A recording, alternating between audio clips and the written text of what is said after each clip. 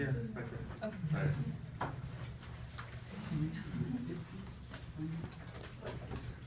Okay.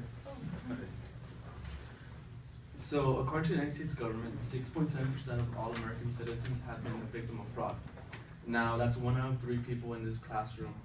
And the reason I'm talking about money and fraud, because my artifact is money, checks, anything that deals with money. Now, money is not a sign of wealth and class, but it is a sign of satisfaction. We all buy everything, pretty much on wasteless things. On a daily basis, we need to survive off money. We go to work just to survive on a daily basis. Now, in my everyday life, I see every day that our generation does lack the knowledge and the initiation to take care of our finances. And with the operations of mobile banking, applications, and online shopping, we're more vulnerable to give our information out to fraudsters. Now, being more responsible, attentive to these things will benefit us in the future, but also will save us money for, let's say, college, or if we want to buy a house. Now, the point I'll be discussing is a little background on how paper money came to be, the first anti-fraud department came to be, and also how I directly find influenced by this specific money. Now, the first dollars, according to Massachusetts Bay Colony, due to the high rates of trade and debt, they did create the first dollar bill. Now, Benjamin Franklin at this time did create the first dollar bill using bay leaves, hence the color green.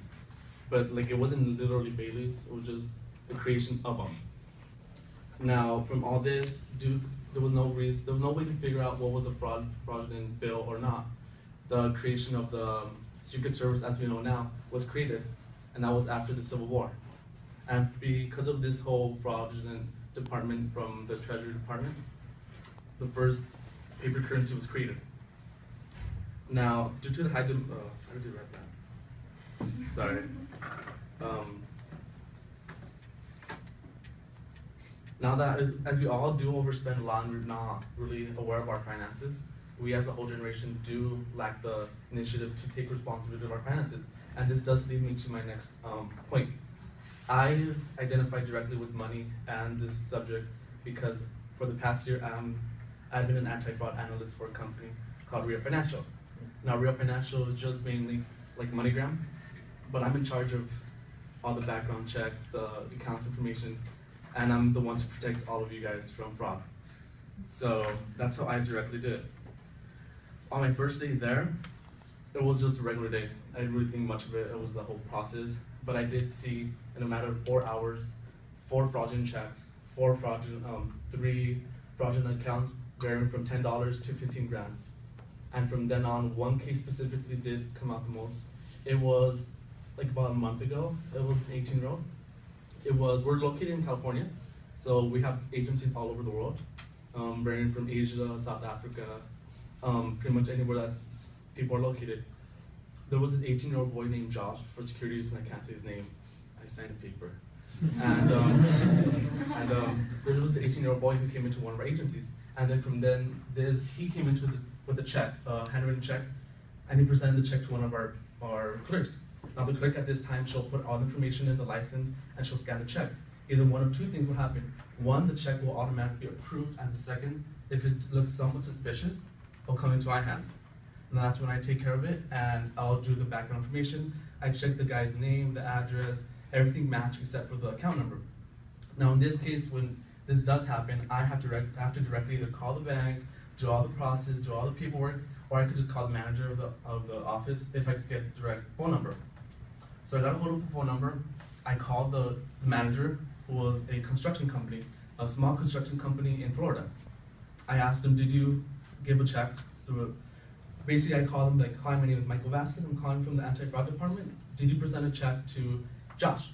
In this case, I told him it's a handwritten check for $800. And at that, when I said handwritten, he pretty much just told me, I don't do handwritten checks. So that's an indication of fraud. So at that point, I told him, sir, you've just been a victim of fraud, pretty much the basic stuff. Then out of nowhere, he started screaming at me, the first thing you would do when you hear fraud. And at this point, he was like, oh, could you arrest the guy?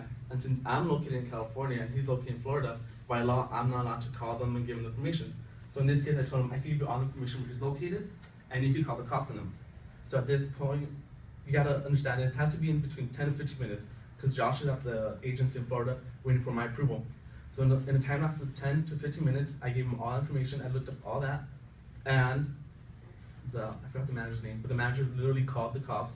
He called me back, and then he told me, all the information you just gave me, give it to me or give it to the cops.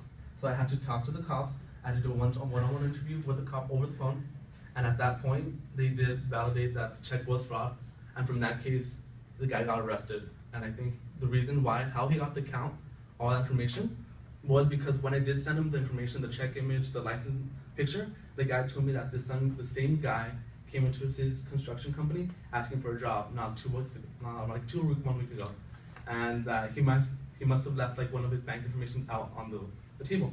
So from after like I think 3 weeks, we did get, every time we do a fraud, we get the information back from anything that we do. So from the reports, they finalized that he did steal a bank letter, and from that was all information, and that's how he got all the information from fraud.